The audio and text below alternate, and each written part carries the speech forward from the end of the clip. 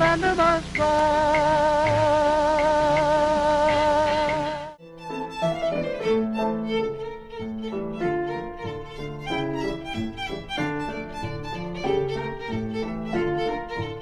We all have seen a cartoon at some point or another, and a lot of us have fond memories of our favorite Saturday morning cartoon, but not all animated series go on to become pleasant classics. Some older cartoons have some exceptionally terrifying elements, whether on purpose or just by accident. From a creature that is supposed to be a monkey but actually looks like something straight out of a horror movie, to a film made purely with dead bugs, all the way to a ball held at the devil's house. On today's top 10 list, I'll be covering 10 dark old cartoons that are guaranteed to give you nightmares. Starting off this list in our number 10 spot, we have The Peanut Vendor. The Peanut Vendor was made in 1933 and is a really short animated film and just shows a monkey who is singing a song. This sounds cute, but I assure you, it is the stuff of nightmares. The monkey is selling peanuts and his song is about how he is only there for a limited time, so everyone should come and buy some before they go to sleep. This all seems reasonable except for the fact that this animated monkey character does not look like a monkey at all and instead looks absolutely horrifying. If you put this guy next to Jason Voorhees, I feel like I would still be more scared of whatever the heck this monkey thing is. I feel like I do not want to buy his peanuts, but I'm afraid that if I don't, he's going to come and find me. I truly didn't know that a 2-minute animated video could be this creepy, but they certainly delivered. In our number 9 spot today, we have The Kitchen Casanova. The Kitchen Casanova was made in 1996 and was a part of Cartoon Network's What a Cartoon series. Basically, it is about a guy who is trying to prepare dinner for his date, but he is exceptionally nervous, and of course, Murphy's Law would have it that everything is going wrong. This cartoon was actually eventually pulled from the air because of the fact that at one point he accidentally slices off one of his fingers and blood goes spurting everywhere, which probably isn't an ideal image for children, but I honestly don't even think that that was the worst part.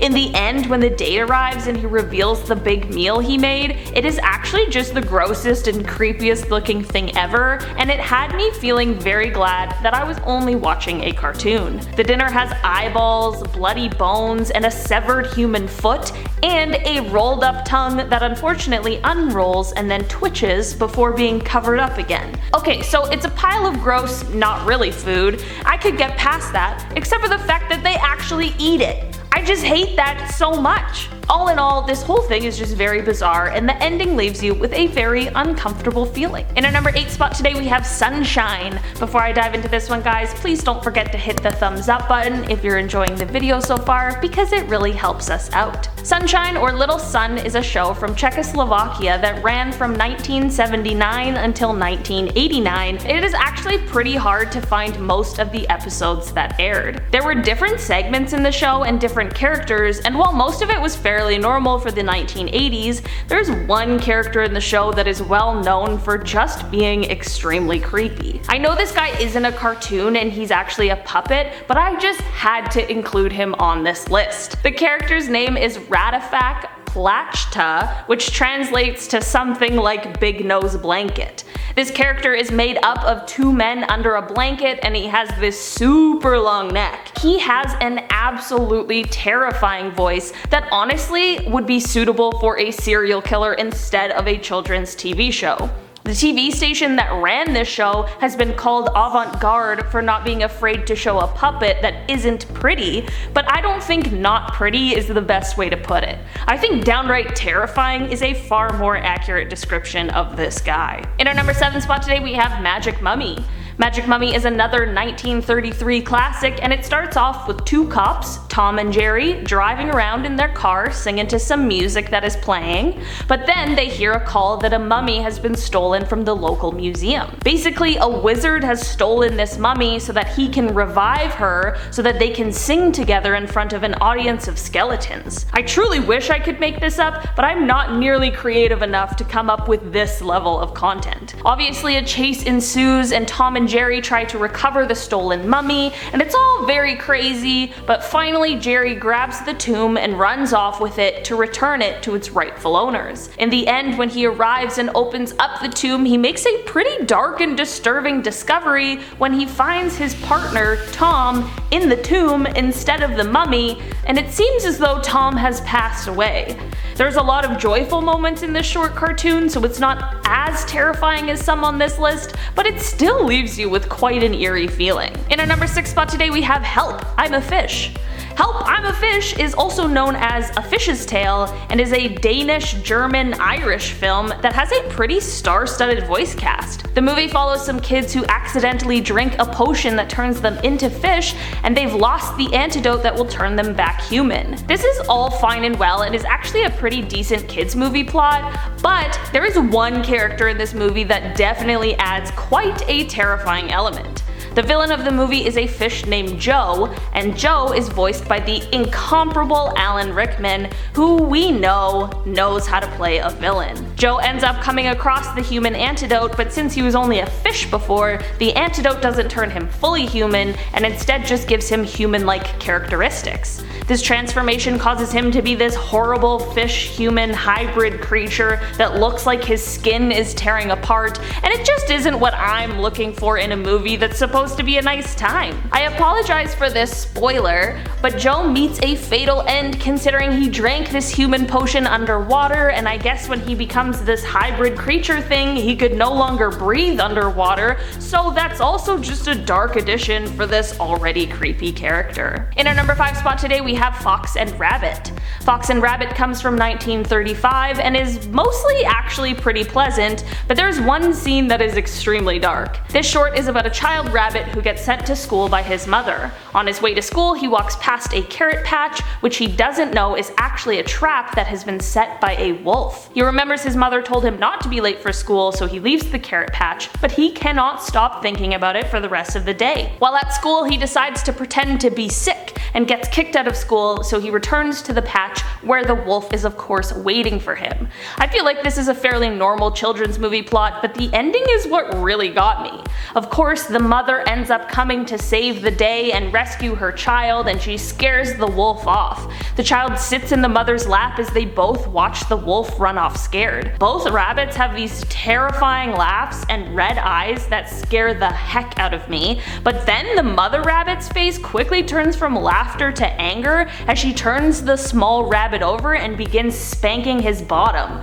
The whole ending just leaves you feeling super uncomfortable, and it is honestly just very weird. In our number 4 spot today we have BIMBO'S Initiation. BIMBO'S Initiation is a short that comes from 1931, and it actually features an early version of Betty Boop, who has a dog's ears and nose. Basically, Bimbo is walking down the street one day when he gets pulled down below the streets by some underground secret society. Okay, cool, off to a good start with Bimbo getting kidnapped. The leader continually asks Bimbo if he wants to join the group, to which Bimbo answers no, as any sane person would, and then Bimbo is forced to go through these really dangerous events. He keeps refusing and then being put into these situations until he ultimately agrees to join this creepy cult.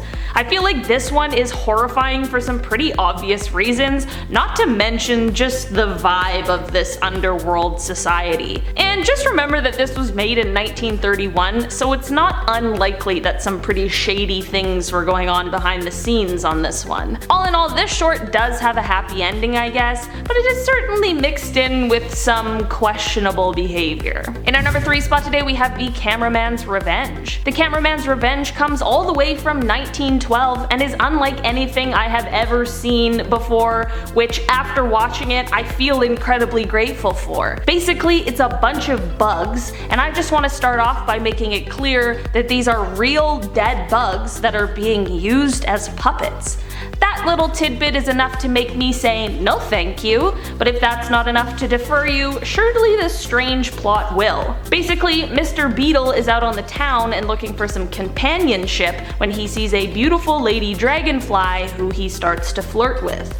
Unbeknownst to Mr. Beetle, the dragonfly's ex-boyfriend, a grasshopper who is a cameraman, sees this whole thing going down and is jealous. Well, as it turns out, Mr. Beetle has a Mrs. Beetle who hears about this infidelity from the grasshopper, but as it turns out, she is also having her own kind of adulterous experience. You really have to see this one to believe it, and the stop motion of the dead bugs just makes this whole thing something that I will never forget. But man, I wish I could. In our number 2 spot today we have Catdog. Catdog is actually a cartoon I can remember watching when I was a kid, and I remember it scaring the heck out of me. Catdog is a half cat, half dog creature that gets itself into situations and has quite the time figuring everything out, considering the cat half and the dog half can't seem to get along.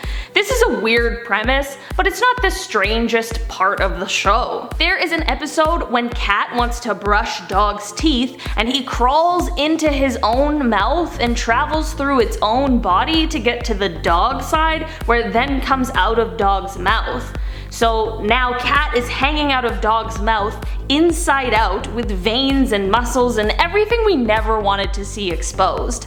I know this was all probably just meant to be like a silly little thing, but it's actually so scary and just a lot for a child to even begin to try and comprehend. Maybe I'm just looking into it a little bit too much as an adult, but overall this show just has a very weird vibe. In our number 1 spot today we have The Devil's Ball, or The Mascot. This stop motion animated short comes from 1933 and is honestly quite a ride and a mix between fascinating and terrifying. Basically it starts off fairly normal and fine with a stuffed dog named Duffy coming to life and then heading out on an adventure for an orange, but this isn't what we are here to talk about today. Once midnight strikes, the devil comes out of a liquor bottle, and this is when things start to get crazy. So basically now the devil is holding some kind of soiree, and things such as different creatures, vegetables, old garbage, it all begins coming to life and displaying human characteristics, and these are the guests of the ball.